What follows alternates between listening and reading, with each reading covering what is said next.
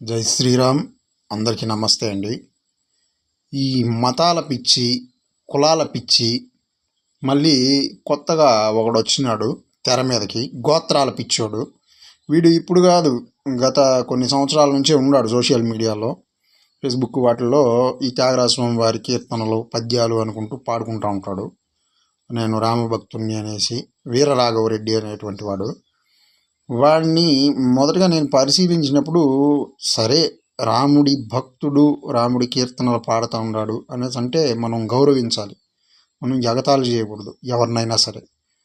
ఆ భావనతో ఒకసారి నాకు ఫోన్ చేసినాడు వాడు. ఫోన్ చేస్తే ఏదో అంశం మీద, రాముడి కీర్తనలు అవి ఇవి, దీనికి సంబంధించి పద్యాలు, ఇట్లాంటి కార్యక్రమాలు. నేనప్పుడు అయోధ్యలో రామ మందిర నిర్మాణం కోసం కోటి సంతకాల సేకరణ అనే కార్యక్రమంలో నేను పుస్తకాలు ముద్రించి పంచిపెడుతూ తిరుగుతూ ఉన్నాను.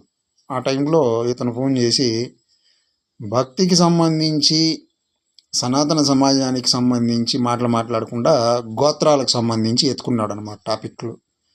మైపాల గోత్రం, కశ్యప గోత్రం, ఏందేందో గోత్రాలు. నాకు ఏంద్రా ఇది అనేసి నవ్వొచ్చింది. సరే నేను సరే సోదరా ఉంటాను జాగ్రత్త అని చెప్పి ఫోన్ పెట్టేసినాను. మళ్ళీ అతనితో మనకి ఎటువంటి వ్యవహారాలు ఏం కానీ లేవన్నమాట మాటలు.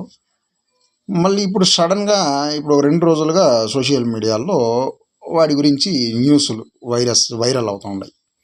ఏమంటే చిలుకూరు బాలాజీ టెంపుల్ అర్చకులు, ప్రధాన అర్చకులు శ్రీమాన్ రంగరాజన్ గారిని ఈ పిల్లవేదవులు 20 మంది పోయి దాడి చేసినారంట.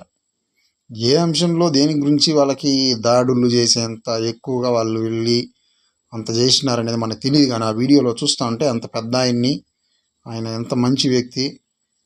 వైదికులు, ఒక దేవాలయంలో ప్రధాన అర్చకులు ఆయన్ని కింద కూర్చొని పెట్టి, ఈ వెధవల కుర్జీలో కూర్చొని కాలు మీద కాలు వేసుకొని ఆయన దండం పెట్టి చేతులు జోడించి నమస్కరిస్తూ అడుక్కుంటా ఉన్నాడు.